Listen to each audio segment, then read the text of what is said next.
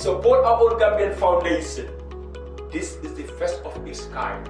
Support our own Gambian Foundation is standing on 4 important philosophies. That is to empower, to motivate, to inspire, and of course, to uplift the younger generation of the Gambian society.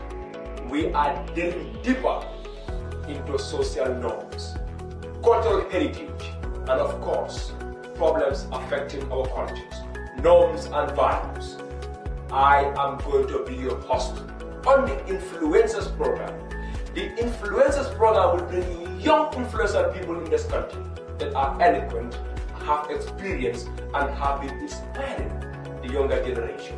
If you have been wondering a platform where you can utilize your talent, if you have been wondering a place where your voice can be heard, Support our own Gambian Foundation has come to utilize our cultures in the right track. They are the rediscovery of the cultural norms, values, and customs. Please join me every Tuesday on SOOGF Online TV.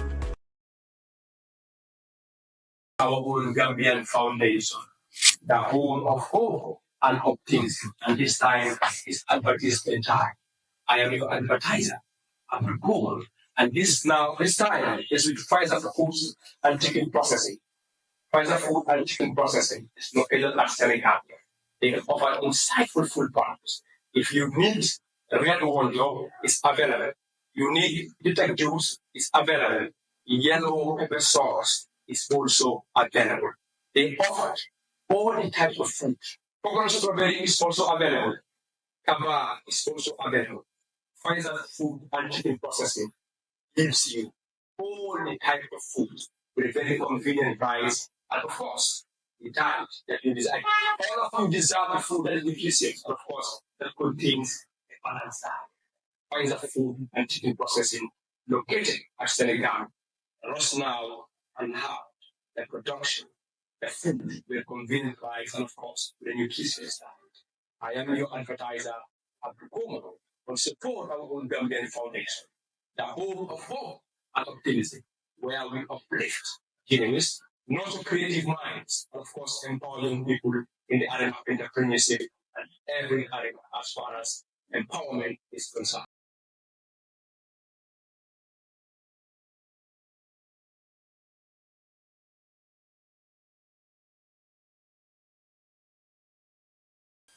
Greetings, wonderful viewers, and welcome back to another beautiful episode of the Influencers Program. And of course, I am your host, Abdou Komma, and this program is brought to you by SOOGF Online TV. And I will say, happy Ramadan Mubarak to you all. It's been a while, and we extend our sincere greetings to everyone over there. So, to be with me here today is MAMADOU JALLOW. Sure. A nursing student, of course, studied at the University of the Gambia. MAMADOU is a very industrious young man. As we told you, the Influencers Program is to bring young people in the Gambian society, those that have a voice, those that have an inspiration to bring about change, and they're aspiring to bring about change. So I will allow MAMADOU JALLOW to tell the wonderful viewers who is MAMADOU JALLOW. It's a pleasure to have you, MAMADOU JALLOW, on Support Our Own Gambian Foundation. Thank you. Please tell the wonderful viewers, who is this handsome, smart MAMADOU JALLOW, please? Good morning, everyone. My name is MAMADOU JALLOW, a third-year nursing student at the University of the Gambia. I am currently in my third-year second semester, and I'm from Mandinawa, to be precise. That is just after Brikama. And I have a lot of things that motivate me to be in this nursing field, because this is a leadership forum that most of us will want to come and learn. So people might be wondering, why am I here? A nursing student, I should be in the hospital, or I should be in the clinic helping patients, but why am I here to learn leadership? So I am a leader because in my village, I am the chairperson of the village youth committee, and also in our own school, I'm the general health minister of our school currently. Amazing. So these platforms or these areas of leadership, like I have a passion for leadership since I would say, at a young age. Wonderful. I think MAMADOU will get into that. Okay, no problem. But really, we know now Muhammad Sani is somebody who's very passionate about leadership. Sure. And that is what we need in this country, for young people to be passionate on the arena of leadership. So please, Muhammad Sani, how does your journey start? All right. As somebody pursuing degree in nursing, and you are passionate about leadership, and you are chairperson of your village. So this really outline a very industrious young man. Sure. Please, how does the journey start? Okay, I would say the journey started when I was in my primary school. I was living here in Tabokoto. I did my primary school at Sadembo Low Basic School. Then I moved to Brikama, where I did my upper basic, and also senior school at Yunus English School. So the journey of me becoming a leader and also a person pursuing a career in nursing started when I would say there are many factors surrounding the matter, but I would say one key factor that outstands all the others is the fact that when I was a child, I was sick. Yeah, so I used to have asthma. My parents ran helter-skelter to get medications to help me, for me, exactly.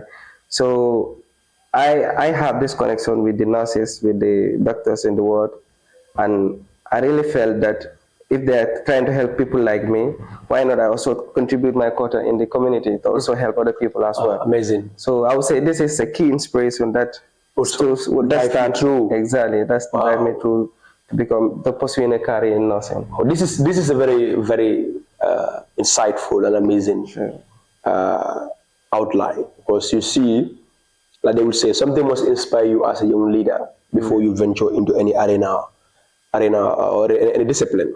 So leadership is a key fundamental pillar in the survival of any nation, for the thrivation of any country. So you said you were inspired because looking at the society where you live in, or the community, they were very substantial when it comes to leadership, and you are very passionate about being a good leader. And you were sick, and all those ones, are key factors that motivates you to be an advocate of a leader. So nursing is a beautiful field, right? Yeah, sure. Do you study science for you to be a nurse? Yes, of course. Where does the journey starts? Yeah, I would say the journey to nursing starts from my upper basic school. Yes, since my upper basic school, I was having this passion of pursuing science or studying science in senior school. So I focused on core subjects like English, maths, and science, so that I will have a good aggregate, so that I was able to study science in senior school. So coming to senior school. So in short, you are I'm a science student. You're a science student? You study chemistry? Study chemistry, physics, biology, and even further maths. Wow. Yeah.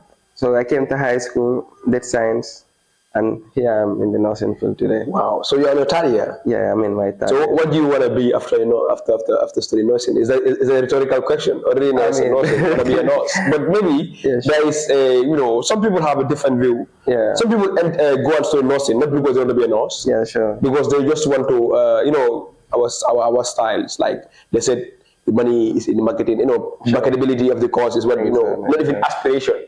Sure. So it have killed the dreams of many young people. Indeed. Just entering in any field because there's money. Money, sure. If you said, sociology, like, there's no money in sociology. Hey, let's go to nursing. Let's be. All of us gonna be doctors, right? Yeah, indeed. So really, what problem as an aspiring nurse, do you think you can solve in society? I mean, as a nurse, as an aspiring nurse, maybe there are problems. Okay. Problems of diseases, problems of people in society not being attentive to medical, attentions and all that. Indeed. The problems of how people live in society and hygienic life. Indeed. So you must have a zeal that you want to solve. Yeah, sure. What are you really channeling that? As I was saying, as a nurse, we have wide coverage of things that we are focusing on, but most particularly the health of the general people or the community members, or the nation at large. So as I said, like, I have a passion for nursing, and in this passion we are having, especially in our school, we do a lot of things like health screening. We go to villages, we screen them on pertaining health conditions like hypertension, diabetes, check their blood sugar level. This is just to improve or make sure that there are healthy people living in the community, because we realize that there are some remote areas in the country that they don't have access to healthcare settings. So we organized a nationwide tour. As I said, I'm the general health minister, and we organized a nationwide tour where we went in the whole round of the Gambia, from Basse to North Bank to all the regions in the Gambia. So this nationwide health tour, what we did, it was in 2 phases. The first one being health screening, that is checking for people's blood sugar, blood BP, that is blood pressure, and other pertaining factors. And the other phase was on education, and that was to educate the school-going children, especially high school and upper basic, on menstrual hygiene and also on drugs. Because the time we did the nationwide tour, there was this particular thing, or this particular problem that was affecting the youths of the Gambia, and that is the kush drug that people were abusing. So that was the nationwide tour that we organized, and it have really impacted a lot of lives, because we took along some medications where we gave it to people in the rural areas that don't have access to healthcare settings, or they would drive like kilometers, 2, 3, or walk for a long distance before having any health facility. Amazing. Yes. So these are very big problem. Indeed. So the issue of the schools were one of your forefront problems. Yes, sure. We went to schools like St. Joseph, St. Augustine, that was in the Greater Banjul area, but also in the rural Gambia. We also organized such events there, especially a renowned school called Amitage. We also did that training there.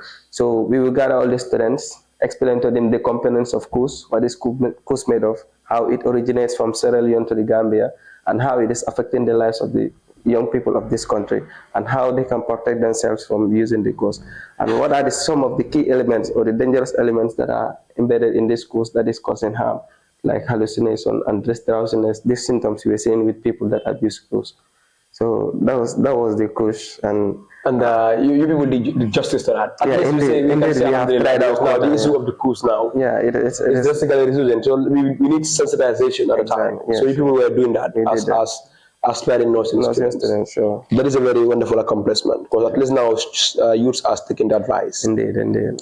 So looking at where you were living right now, at Mandinaba, do you have a health sector or an entity where young aspiring nurses also have like an association where you also embark on community-based programs, health sensitization, to help and talk to these mothers and fathers who cannot speak good English, to tell them the problems after doing something which will affect their health, their mental being and psychological well-being. So do you have an association? Yes, in the village, we don't have an association per se, because people there, like many people there, they're not going to school, and others also don't invest their time into leadership stuff and all that, sensitization stuff. So everyone is busy working and all that. But as the chairperson of the Youth Council, I was even trying to collaborate with a nursing school, that is the university, to try and see whether we have a health sensitization for the village.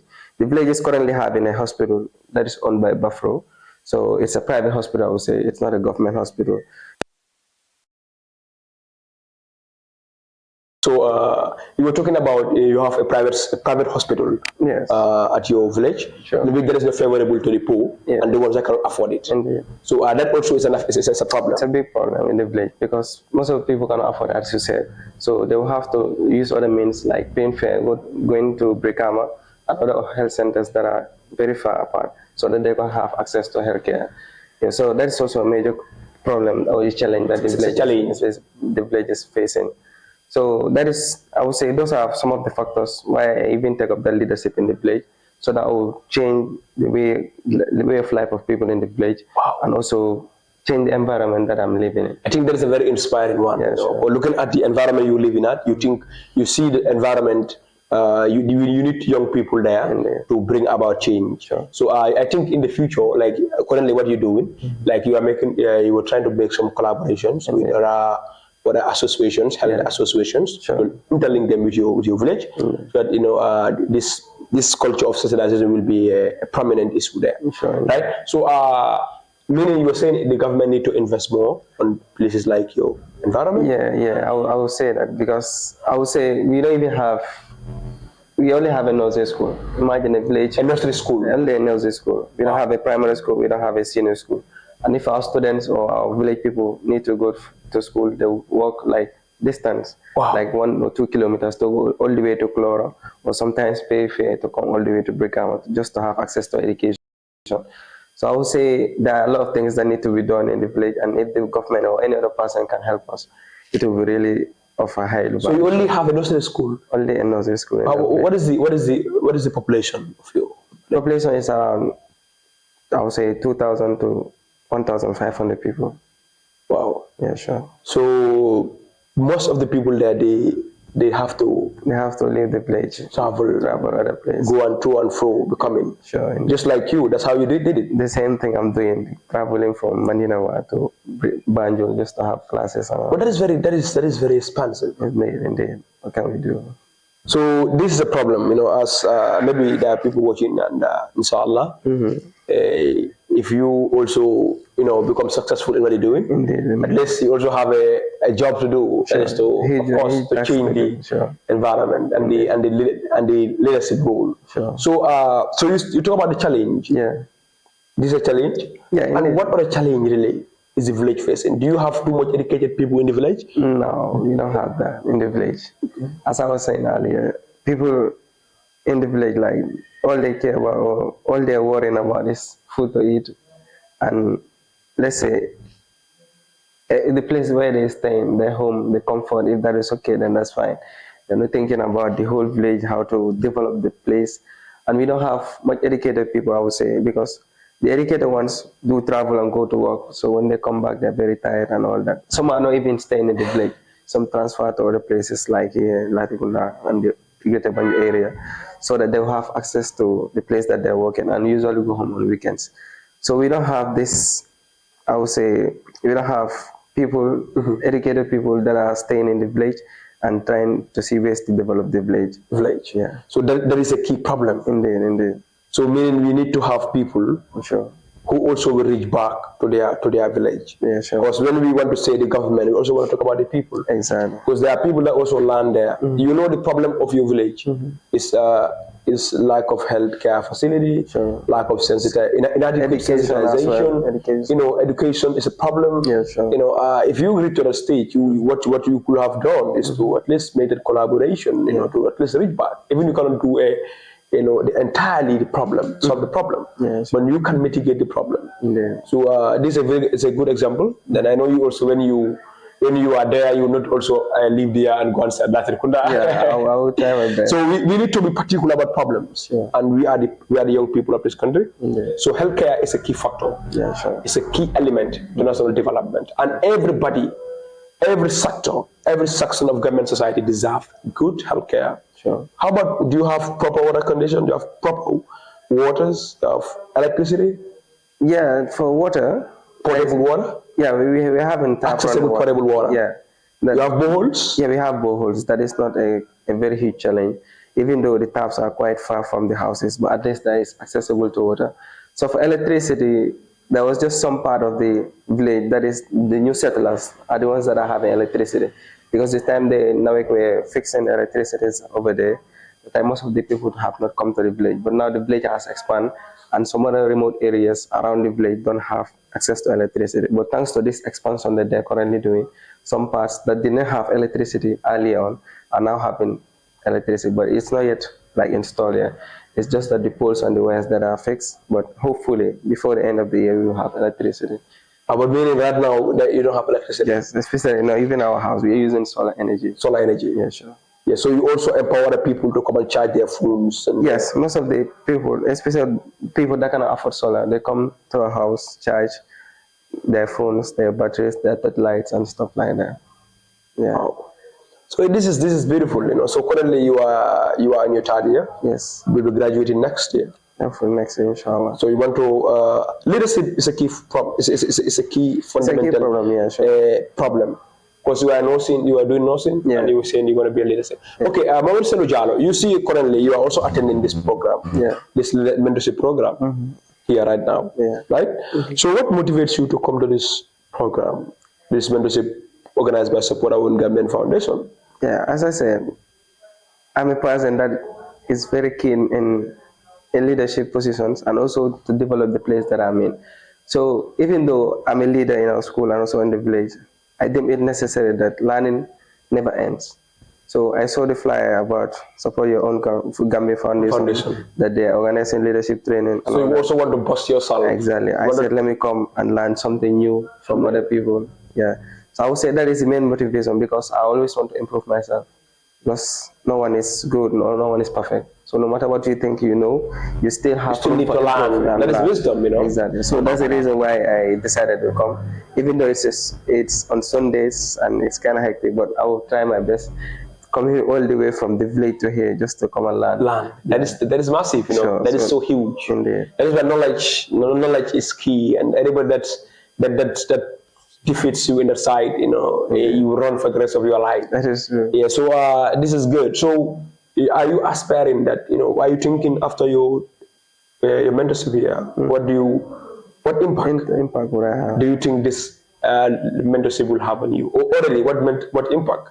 Yeah. There's the leadership program, public speaking, innovative thinking, and idea development. How does it impact you, or are you aspiring for it to have huge difference? Yeah, indeed. It has even started having the difference. Okay. Because the first class I came here and we talk about leadership and also public speaking. I would say I have gained a lot of things. I went back, make research.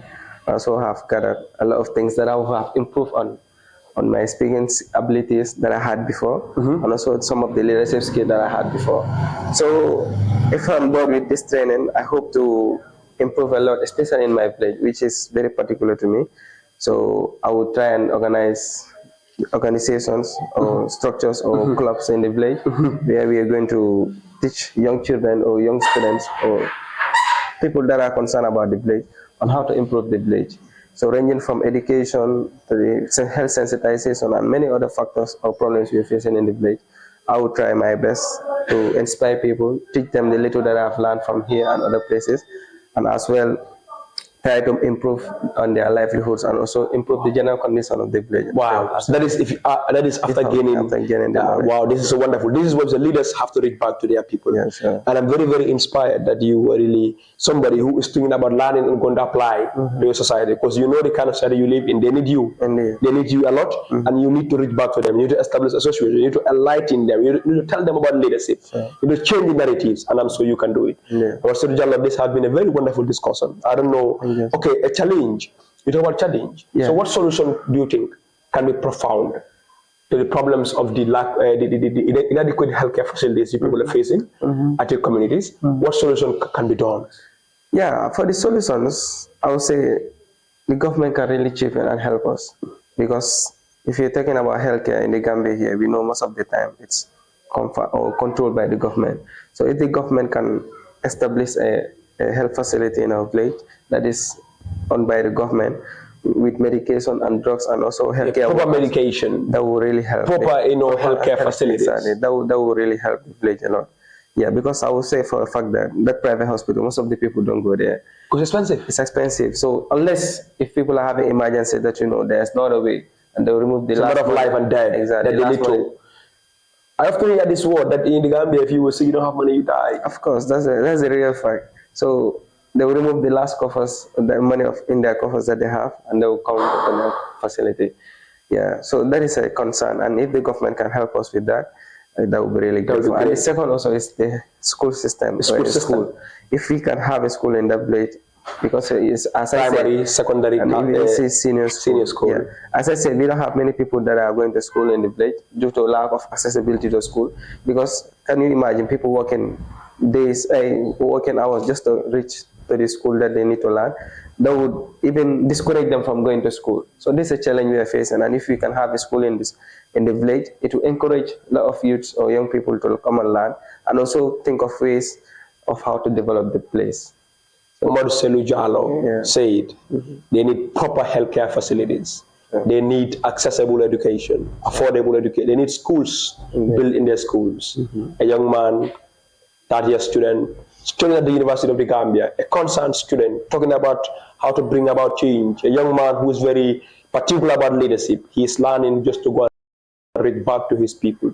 They are given a concern. help a community, help a nation, and of course, help a generation. Marcelo Jallo, this is a wonderful time having this insightful discussion. It's a very, very instrumental and impactful one. I would say, if you have your last words, you can also speak to the audience. What do you have for young people that also want to be aspire to be leaders, or they are not really coming into a leadership arena? So, what advice do you have for young people? Yeah, I would say leadership is not easy, and not everyone can be a leader, because the qualities of a leader, you should have patience, you should have empathy, you should have listening skills, and above all, you should have a mind, a concept of always trying to improve the place where you're living. So that is key factors that a leader should have. And I would say some of us that are coming from remote areas don't have these structures to help us. Wow. So I know there are a lot of people listening to this or viewing this, and maybe you might be in a remote area where you don't have support and all that. But I would just like to say, what I would like to say is that continue pushing hard and always improve your knowledge, and also trying to link with people or philanthropists or organizations that are going to help. And this can all be achieved if you try to invest. Isolate yourself. Exactly. Isolate yourself, invest in your learning, and also try to look for avenues where you can always improve your knowledge. Because bear with me that if you try and learn new things from other people or from philanthropists or from organizations like this, where you're going to learn new skills such as leadership and also how to improve your place, that will really help. That will help. Yeah, it will really So young people, go and learn, invest in yourself, get connected, try by all means and chase knowledge. That is important. Never get stuck. Get to your dreams. You are in the remote area, that doesn't make you a remote person. You are only remoted when you stayed. When you stayed and you don't want to locomote and bring about change. Wonderful viewers, this will come to the epilogue of this wonderful program. Thank you so very much for joining us, and see you some other time. Welcome to SOOGF Online TV. Support our own Gambian Foundation. Support our own Gambian Foundation. This is the first of its kind. Support our own Gambian Foundation is standing on 4 important philosophies. That is to empower, to motivate, to inspire, and of course, to uplift the younger generation of the Gambian society. We are delving deeper into social norms, cultural heritage, and of course, problems affecting our cultures, norms and values. I am going to be your host on the Influencers Program. The Influencers Program will bring you young influential people in this country that are eloquent, have experience, and have been inspiring the younger generation. If you have been wondering a platform where you can utilize your talent, if you have been wondering a place where your voice can be heard, Support our own Gambian Foundation has come to utilize our cultures in the right track. They are the Welcome to Support Our Own Gambian Foundation, the home of hope and optimism. And this time is advertisement time. I am your advertiser, Abdou Komma, and this time is with Pfizer Foods and Chicken Processing. Pfizer Food and Chicken Processing is located at Senegal. They offer insightful food products. If you need red wine, it's available. You need bitter juice, it's available. Yellow pepper sauce is also available. They offer all the types of food. Coconut strawberry is also available. Kava is also available. Pfizer Food and Chicken Processing gives you all the types of food with a very convenient price, and of course, the diet that you desire. All of you deserve the food that is nutritious, of course, that contains a balanced diet. Pfizer Food and Chicken Processing, located at Senegal.